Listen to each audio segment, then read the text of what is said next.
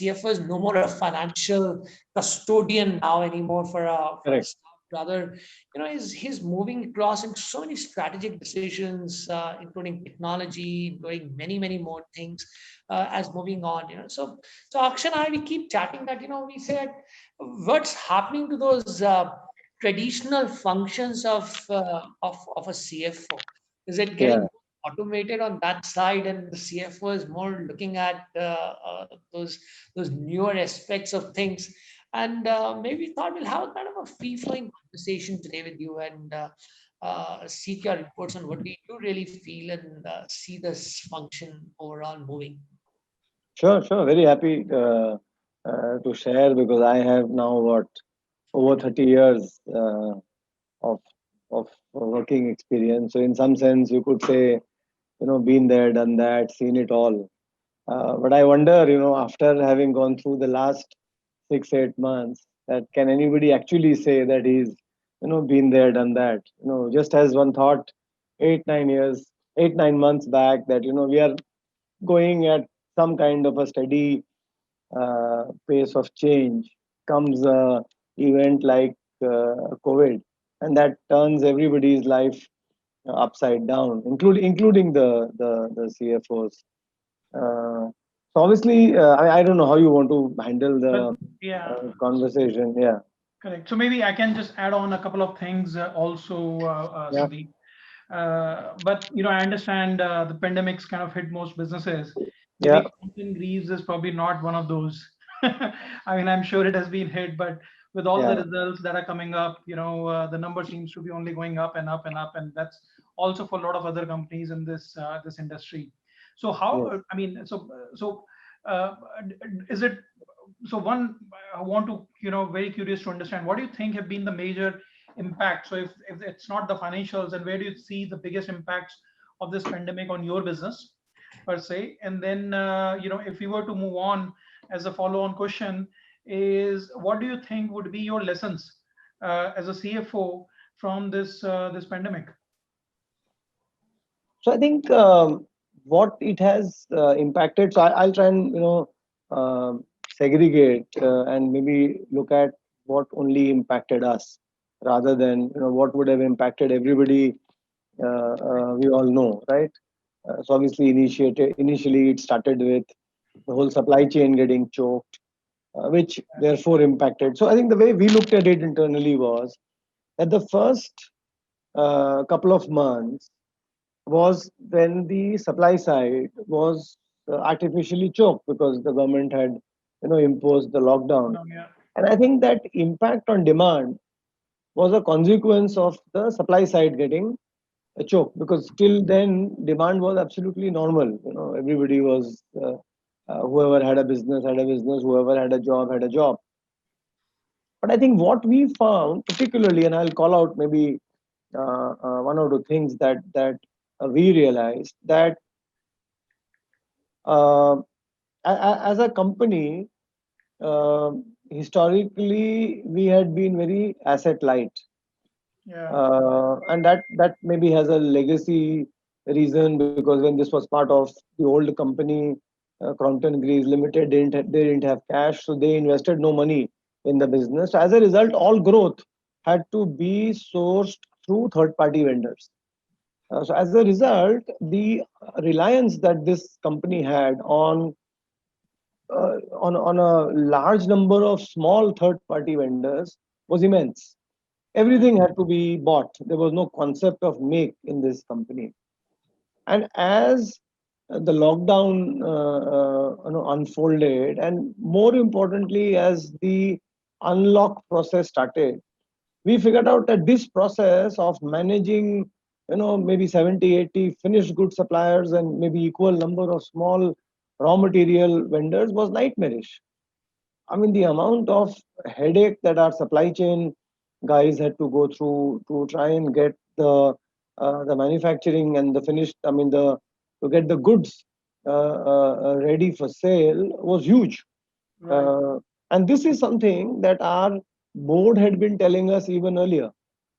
Our board, maybe I don't, I mean, obviously they are where they are, and they've been telling us that reduce, make your life less complex, uh, and focus on lesser number of vendors with whom you can have bigger business. We somehow said, okay, we will do, because it was not impacting our business. But this pandemic was like a rude wake up call that this is not something that is humanly possible to manage. That you deal with a large number of small distributed vendors, and this kind of came as a bit of a rude shock, because whether it was trying to restart our own factories, whether it was trying to uh, buy products from third party vendors, all these vendors had no management systems. All these vendors were buying in turn from smaller vendors. So I think, in summary, the fragmented nature of our supply chain was came as a bit of a as a as a surprise. Along with it, the kind of automation that you do internally, which was again a theme that our board had been saying, that why don't you invest capex, and now that this company did not have any cash challenges, to try and automate your processes, to reduce the reliance on labor by automating your manufacturing process. Again, our approach was that, okay, automation will take time, so let's carry on. Labor is cheap, abundant, and in India you have this practice of contract labor. So let's get a contractor to supply labor. Manufacturing is going on, but the products are not very high tech. So it was not that by automating you were kind of institutionalizing any technology. All that you were doing were replacing labor with machine. That again came as a bit of a shock, because it was very difficult to get. Initially, it was difficult to get labor. Then, when you get labor, how do you ensure their safety and security? Correct. At the end, you have a moral obligation to ensure that your workplace is safe, hygienic, etc. So I think these two themes came across, uh, and similarly on the if I were to kind of draw one theme on the back end, it was trying to make your supply chain less complex, reduce dependence on factors over which you had no control, let's say labor. And on the front end, it was again about adopting technology. So how do you make sure that your sales calling is as productive without the sales guy physically having to go and have tea with your dealer distributor? Which meant that you have to have like a script with which you talk to your channel partner. You try and focus on the products that you want to sell to him, all done either at the other end of a phone, or if that guy was savvy, through a video call over any medium. So I think the adoption and the need for technology got significantly underscored in this period. Correct. No, I agree.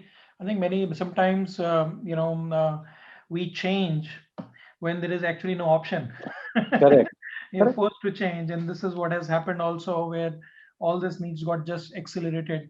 But some of your business fundamentals, like asset light and all, would have actually helped you a great deal, right? So on the cash front, on the capex side, I mean, that's how you stay insulated from all these vagaries of liquidity and working capital, at least during times like these.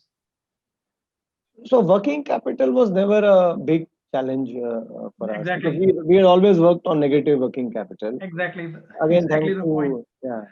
Correct. What actually this on working capital. So there was no real challenge. In fact, we were mindful that our dues from our channel partners may take a bit longer to get realized, because our channel partners natural and every guy's default will be to conserve cash.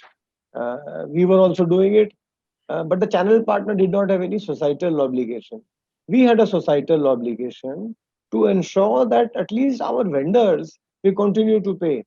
Otherwise, if we had taken the same stand as our channel partners, then the whole cash flow would have dried up. So Correct. what we did, and that I think is thanks to maybe the conservative approach of our company, maybe my inherent conservative approach. I am very comfortable having some as a cash reserve. So we had enough cash Right. as of end of March. But I think our board said, okay, let's try and be more conservative. So we raised cash. So we Right. ensured that cash was not going to sink the company.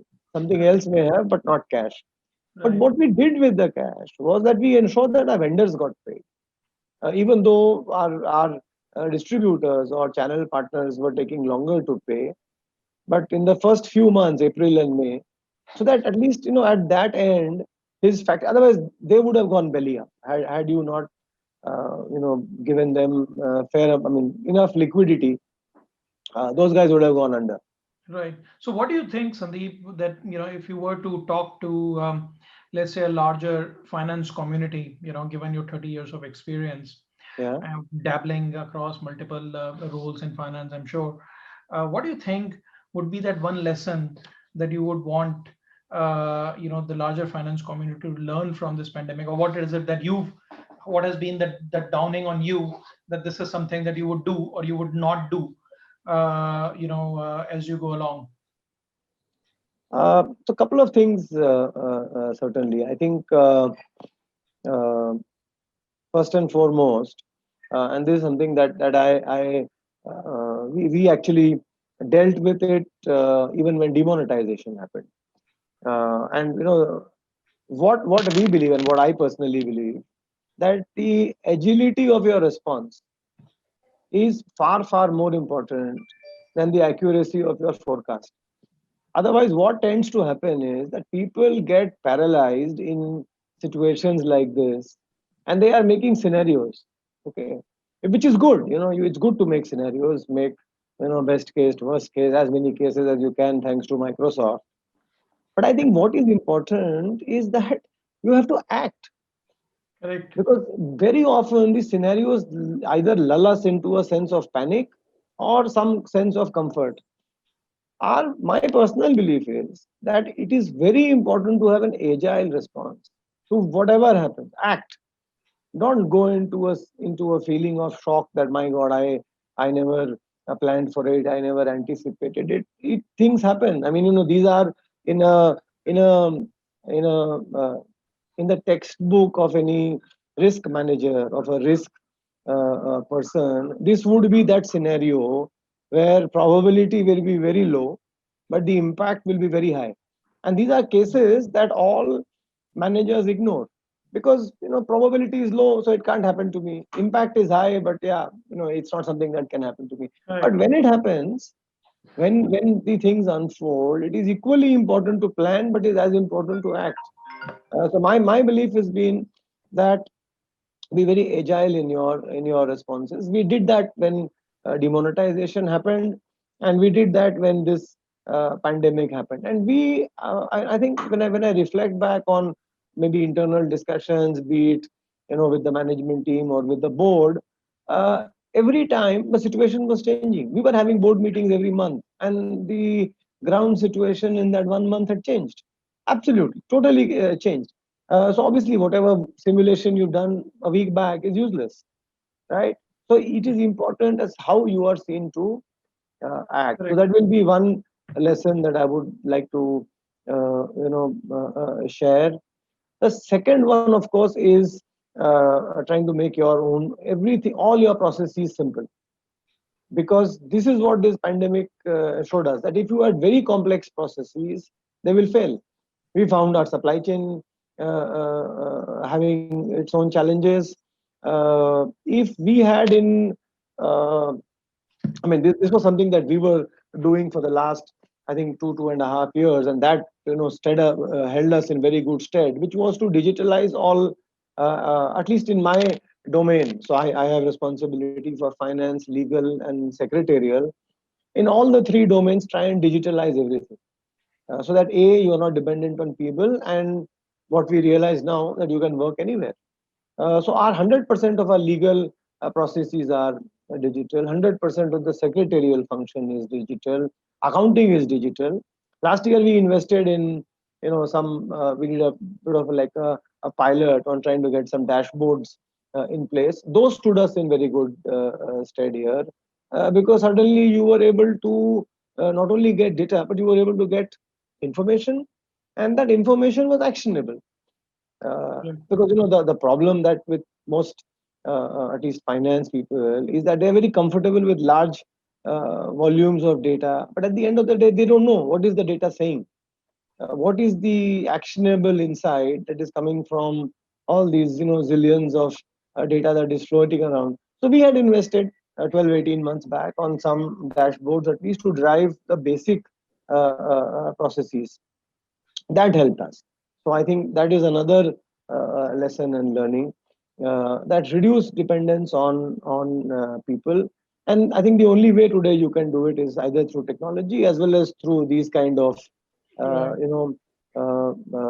tools, which give you data converted into a pretty decent actionable insights. Right. So, Sandeep, let me come to the technology a bit late, but to your earlier point on the risk management, and you gave two examples of demonetization and pandemic. But tell me, and both these, I mean, I totally agree on that, the likelihood of occurrence and probability of impact matrix, it will have the likelihood of occurrence will be very less, significantly less, or almost next to impossible, but the impact is going to be cataclysmic. Uh, but and we of course need to plan and do all the risk management, everything to create for these situations. But in your own experience, have you? One thing is agile thinking at that point in time. Now this has happened. Now what do we do? But is there something which has happened because, or is there some past learning or past planning that has helped you in these scenarios? In the sense, even with the low likelihood,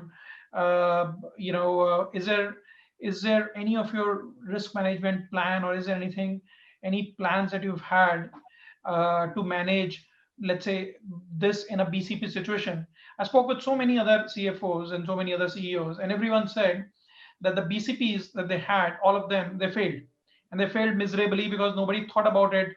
That it is going to impact like this. Correct. Now, and then the question comes up is, yeah, okay, we had BCPs, but the whole idea of having a BCP is to actually prepare for these situations.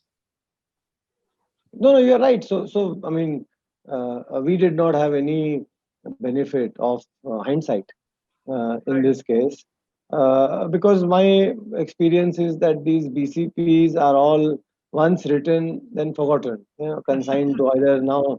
Earlier, you could say some shelf or some drawer, now into some file or some folder in your computer, because nobody tests. See, Correct. the BCP has to be refreshed. You have to test it, and test it in live situations, not in some, beta or some very dummy kind of a test. And that's where most organizations fail. Right. That so I think that is exactly what I mean. Recognizing that we did not have very strong BCPs. I mean, we had some processes, but um, I don't think it's like an example that when the fire breaks out, you're not going to open a drawer and see what does the BCP say, right? You will react very intuitively, or if you are trained, so you can do dress rehearsals. I mean, Yeah. what happens in large office complexes that Correct. there may be a BCP, but does the person working in the office know about the BCP? He doesn't. So what does the administration department do? Every month they do a fire drill, and they make sure that people follow, so that then that behavior gets ingrained in them. Correct. In other than a fire drill and maybe little bit of IT BCP, or where they do these disaster recovery plans, I am yet to see any BCP which is ever tested Mm. across all companies. Correct. Correct. Nobody tests any BCP. They are just good documents which are filed. God knows, somebody who wrote it makes some money, and that's about it. So that is why I think Yeah. the Yeah. the the speed at which you are able to respond makes Correct. the Correct. difference. Correct. Yeah. So the agility of your response, I think, Yeah. that's the right thing that you said. So also, Sandeep, tell me a little bit more in terms of, earlier, as Deepak was saying, about the role of CFO. So, so CFO was earlier also, and I've actually been the CFO all my life, in past, Okay. in India, in Singapore. I used to be the CFO. And I was the regional CFO, and there were about 14 CFOs of 14 countries reporting into me. So I know a bit of Okay. finance already. Sure, sure. Okay, Okay. before changing gears, and I realized been long time I've been taking pot shots. May as well Uh, actually get in the main line in business. uh-huh. But tell me, from your experience, what is it that how does the role of the CFO changes in the pre-COVID environment and the post-COVID environment? So, while there are learnings, but how significantly it changes. What, if you were to give an advice to the CEOs, that what should they look for in the CFO in the post-COVID environment? What would be those attributes, or what is it? How the role will change? So I don't think the role will change very dramatically or drastically, because this is an interim phase. I think 6 months later, once assuming that the vaccine is in place, Now, I though it think is. yeah, I mean yeah, it's not yet. People have not yet got the protection, but I think once the vaccine is in place, I can bet you human behavior will go back to default. Not, you can see it in cities. You can see it in cities like Delhi, right?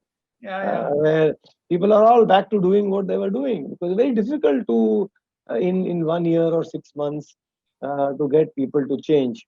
But certainly, I think uh, it's not something that, at least I'm talking from my experience in Crompton, but I think generally uh, what will change in terms of the CFO's standing is on two fronts.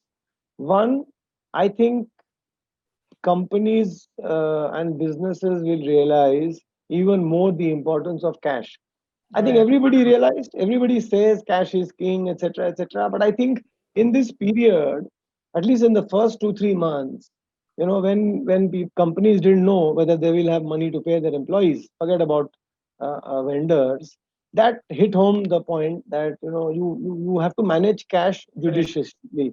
Cash Correct. is king, but always try and keep some amount of liquid cash, and that shows in the kind of liquidity that is there in the country now. From 1 lakh crores, now you have liquidity at about 6 7 lakh crores. So it's kind of gone up 6 7 times, and it's part of it is that people have stopped spending, but a large amount of it is that people are hoarding cash. Correct. uh, uh, Or investing in stock market. no, this is cash which is with the RBI. Yeah, yeah, correct. Individual cash, yes, maybe going Yeah, into stock markets, but there also, uh, maybe 30-second aside, what somebody was telling me is that this is the first bull run. I mean, in the period when the market went from 35 to 45, 44,000, where the HNIs have not made money. It's the small retail guy who has made money. Even though the retail guy entered late, the HNIs took out money, thinking that market is now 38, 39,000. Let me take out money. Maybe right, some poor retail guy will come and he'll be the fall guy. right, Unfortunately, the way it's worked out is, as a retail guy has made money. So it's been a bit of a counterintuitive right, situation here. So one of course, as I said, that uh, the cash and the importance of cash, and I think something that the CFO kept on talking. Maybe also at times he was talking because he didn't believe on it. But this whole idea about managing risk or being better at uh, the way you are able to envisage scenarios and plan for it. Because these kind of black swan events have happened in pretty quick succession. I mean, 2016 was demonetization, right? And 2020 has been COVID. So you got two black swan events, which nobody could predict, nobody could prepare for or plan for in 4 years. And if I look back at my last 30 years, while there may have been issues, the currency crisis in Asia or the earlier SARS pandemic, they never touched India in any big right, way. At least in the last 30 years, there has not been any major disruption of this type. But this one has happened in quick succession. So people, I think boards are certainly far, far more receptive to this whole idea about, what are the risks or what are the events that could take the company with you. So when today, if you talk about reputational risk as one risk, Correct. Brand protection. that reputation risk could come from many things. It could come from the quality of your products. It could come from the practices that you have in your factories, how safe and how and also and extension of that. So I think the CFO's task on governance has been made much easier. And when I talk about governance, I look at all these larger risks, existential risk, cash, uh, uh, brand protection, all that as a task. This particular pandemic would have made it easier. Not specifically from Crompton's end, but yes, maybe if we were 80, we could reach to 100. But I can bet you there are many companies which, on a scale of 100, maybe at 50 in all these aspects. So particularly companies which are where you have a promoter at the helm, because his voice carries. So some promoters are evolved; they will listen to either a professional management or a professional board. But a large number of promoter-owned companies where he thinks, if he can't think of anything, then that particular scenario can't happen. So Right. those things I think will change. Right. So one of the things, Sandeep, that you mentioned is, we'll also fall back, once the vaccine comes in and, starts the spread. And also I think it's also very visible in the markets in Delhi and in all these places, right? People are now actually getting carefree about the entire piece. It's maybe a fatigue factor, it's a lockdown factor, or it's a 1,000 other things that there is more information available about this pandemic, right? They People realize wearing the mask on the chin now is acceptable norm, and Yeah. that is what will prevent corona. But what do you think, Sandeep, are the things which will stay, So which will not change? So from a whether from a sustainability standpoint, whether from a long term, so cash, of course, you did mention, but in terms of the behavior, practices, or in terms of the customer behavior, in terms of employee behavior, company behavior, so I do you think think that? yeah. No, many things will change. Many things. I mean, if I look at from and if I look at outside in, Yeah. and if I look at uh, the consumer buying preference or the consumer buying practice, and maybe I'm limited by my industry, but in our industry, uh, there were many things that were taken for granted. One thing that was taken for granted was that e-com can never be a big player, and the reason everybody felt that e-com cannot be a big player is because most of our products require a third party to come and install. They are not do it Right. yourself products. So let's take fan, which is our biggest Correct.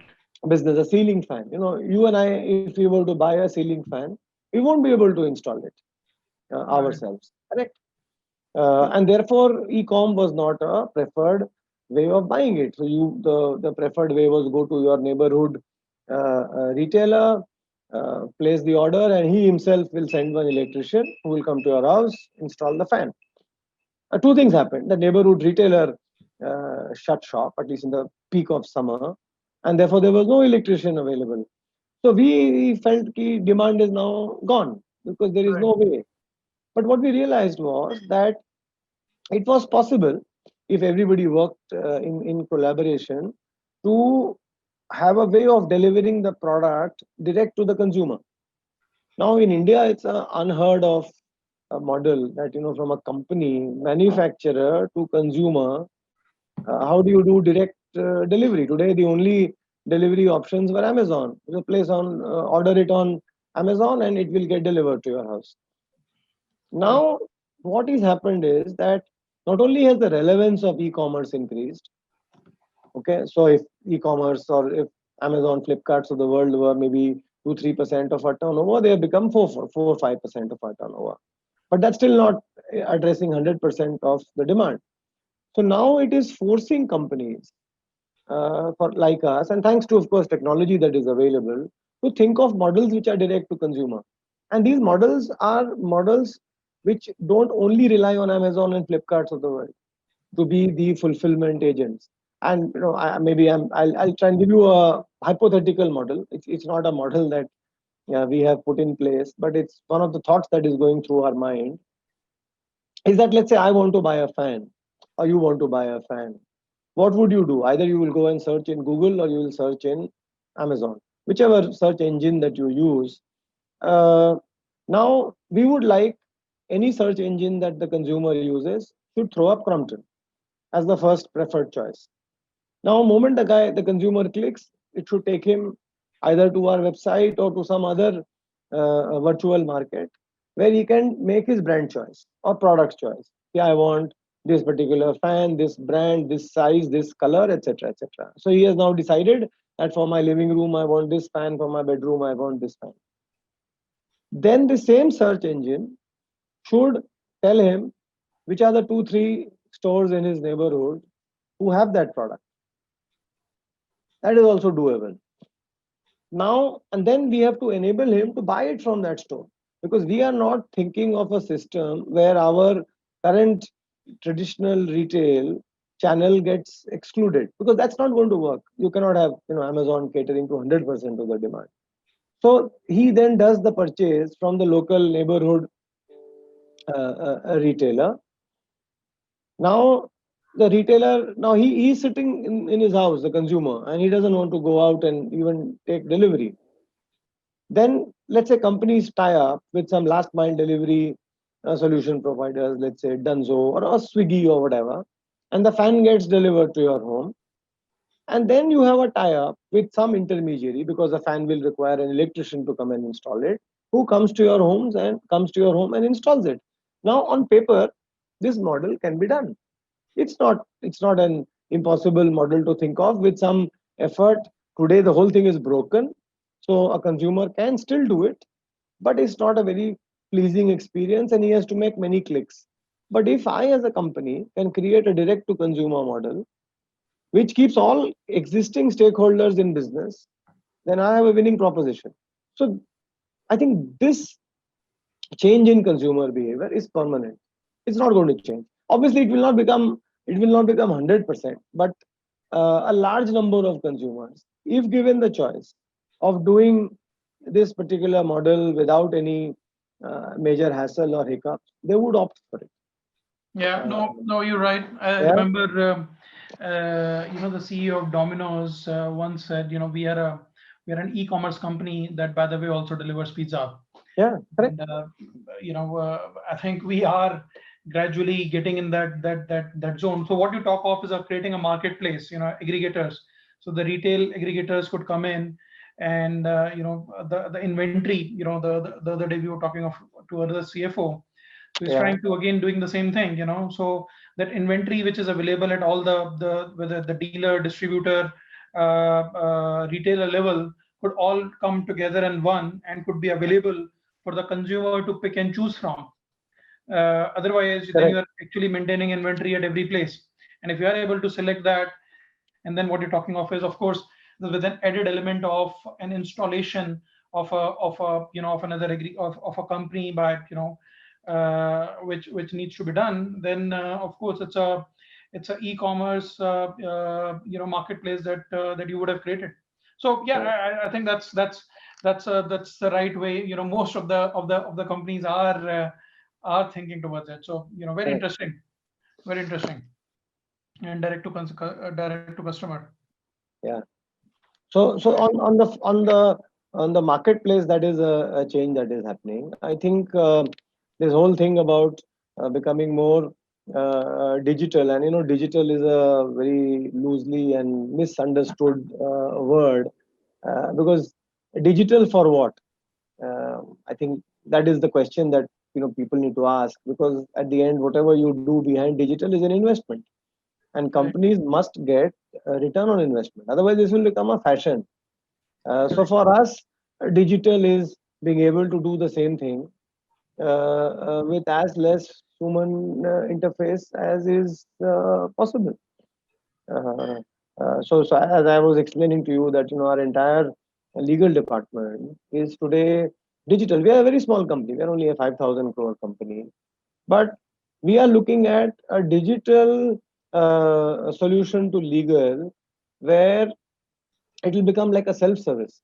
So let's say you are a branch manager in, or you are a supply chain manager in Eastern India, and you've seen some premises that you want to take on rent or lease as a warehouse for the company. We want to make sure that once you have done the physical selection of the premises in whichever part of the country it might be, for you to now close the paperwork, it should be all done seamlessly and with only buttons to be clicked, rather than even any phones to be made, or huge amount of paperwork.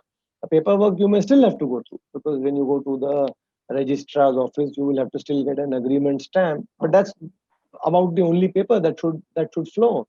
But today, if you look at companies, it's a nightmarish process. I mean, anything to do with legal is presumed to be very complicated, very paper heavy. We are trying to make it as seamless and as efficient as you can. Right. Interesting. And how bullish, or actually, I should ask this only. So, how bullish are you about the Indian economy and the growth and the next year forecast?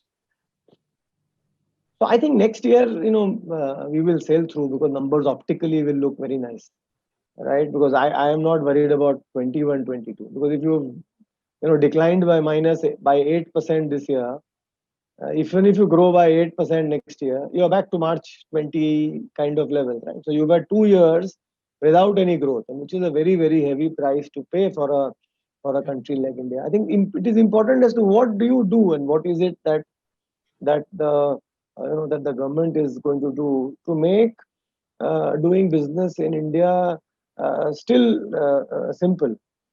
Because if you look at today, the kind of compliances that companies have to go through on ground, the kind of paperwork that is Yeah. required, it is by no means efficient. Maybe it is less than what it was, but our expectation is that it should be, the ease of doing business. Statistics may say whatever, that we have jumped so many positions, but if you see on ground, it's painful. Yeah, no, I, It's I still I painful. can totally relate to this, Sandeep. So I'm also on the board of Bombay Chamber of Commerce, Okay, and we were presenting the other day, the statistics of the number of compliances that we have to do in India. So, correct, so in India, the number of corporate compliances, not all, but let's say any compliance, that's about correct, 68,000 compliances that have to be done. About 9,000 forms needs to be submitted. 9,000 forms need to be submitted. About 8,000 of these 69,000 compliance, actually, about 8,000 are actually a criminal offense for the directors of the company. correct. So if you don't, if you forgot to do something minor, Yeah, error somewhere, can actually lead to a criminal offense, and directors behind the bar, and all these, they change several thousand times in a year. So while you have this, but all these they change at least. So last year's statistics was that they change at the rate of 8 times every day. so so yeah, almost it's 2000, 2500 changes that they did in forms, and then they did this. So this is a statistically available data, already available. I'll send it to you if you're interested. We yeah, presented please. to the to so one of our members is from Niti Aayog, and she's brought Okay, one of the spokespersons. So we presented to them. So, okay. amazing, and then we say we are improving the ease of doing business. I think it's all on paper, and yeah. I mean, we have a digital solution for tracking compliances, and we presented some statistics to the board. So all laws may not apply to us. So we had some, before we decided to do some amount of streamlining. We had some 30,000 compliances. So it's 30,000 a, yeah, for it's a your one crazy, company. yeah. Yeah, Imagine, this would be all central, federal, state, district. correct. Yeah, correct. I can imagine. I can imagine. So, which software do you use? Just out of curiosity. So we use a tool by Legacy. It's called Legatrix. Okay. Legacies is that Suhas Tulsapurkar's company. Correct. Correct. So Correct. they have a digital tool. Now there are many. Yeah. Now Yeah. there Now are many they're available companies. in Yeah. So print. you have, fintech companies that have got legal compliances, and you have law firms who have got some fintech experience. But I think they started off much earlier. I mean, I've been using this Legatrix tool now for the last 7, 8 years. Right. Right. Right. Right. No, very interesting. We are developing. We've developed a similar tool ourselves. Okay. Which we give it to our customers, but that's mostly on all sort of labor compliances. So Okay. we have about 60,000 people across India, all Okay. over India, and very often our customers want to see that ease of business and want to see where the compliance is. And why we say, what, we're a Danish company, we're whiter than the white, and we do all Uh, that, and uh, we not only comply, there is no paper compliance. We don't manage compliances, we actually comply. So Correct. so it is what it is, and we just go out and do that. And so we've developed something on Microsoft, Microsoft Okay. Suite in the platform, which is again the Okay. same thing. So user gets a license, and you can actually see, go back any point in time. Similar to what you probably are using at Gigatrix. Yeah. And it is the need of the hour. And that's in some ways that digitization, moving, stepping in every sphere, Correct. whether it's compliance, it's legal, it's finance. Right. Very interesting. So, Sandeep, when this pandemic ends, what is that one thing that you would do or you do differently in your personal life? I think uh, first I think is travel. So my parents stay in Calcutta. I have not. Initially, obviously, there was no travel allowed. Now I am not going because I don't want to put them at risk. Yeah. And they are all, in their 80s. So I think that is the first thing that I will do. Spreading a lot in Uh, Calcutta, I'm hearing now. uh, I mean, they are staying indoors, so they are safe. Okay, very good. But certainly, they are in their 80s, and I would Correct. certainly like to go. And Correct. I last saw them in January, I think. Yeah, after that, no chance. So go to Calcutta, meet them, and then travel. I think this is something that uh, it's something that I love doing. So be it meeting colleagues or leisure travel, Right. both. And I think some amount of golf. I am a very avid golfer, and this pandemic has made me focus on all that you can do to stay healthy indoors. But I think if I could go and these are the few things that I will do once things improve. Wonderful, wonderful, wonderful. No, Yeah, I think with the news of vaccine came in, all the stocks of all the airline and all the hospitality companies, correct. it All just shot up. jumped, as if the vaccine's available tomorrow. Yeah, correct, Yeah, correct. no, very true. I think there's going to be a Yeah, glut of travel all of a sudden. I was yes. trying to make Deepak. I don't know if you. So I was trying to make some reservations for the new year. I was trying Uh-huh. to see if although I'm already late, so still trying to see. This is pandemic. Who's traveling? Uh, Maybe let me try. And I figured out no, actually things are getting sold off already. my There's God. most of the places that you would want to stay or you would want to go to, they're already sold Yeah. out. Oh, Yeah. I'm not No, sure very whether it's a good thing or a bad thing. Yeah, a good thing correct. for the hospitality industry, but not a good thing health-wise. Correct, correct, correct. No, very interesting, Sandeep. I think, Deepak, you've got more questions. I think we've taken a lot No, more I time think, than what we bargained for. I think very, very honest submission. I really enjoyed the conversation between the, hardcore CFO turned CEO and a CFO, of course. So a great learning. And I keep telling this to Aksh. I said he's turning into a great journalist now, and Yes. he really knows how to conduct some outstanding interviews. And I really enjoyed Yes. Aksh, to be very honest today, to see Yeah. you doing this. So this was really very, very nice. Great Oh, conversation. Sandeep, thank you.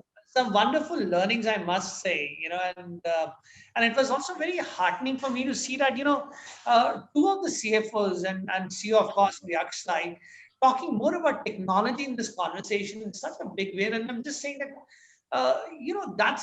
that's a upskill for any CFO to move forward. Yes. To Yes. That's one of the areas you need to start working on very strongly, irrespective, which department or which role you're handling within an organization. So I think Correct. that's a great takeaway. Yeah. The new talk, Deepak, today is in your strategy. How do you get data to dollars? Correct. That's where everyone wants to say, yeah. I mean, there's like Yeah. Sandeep was also saying, there's a lot of information available.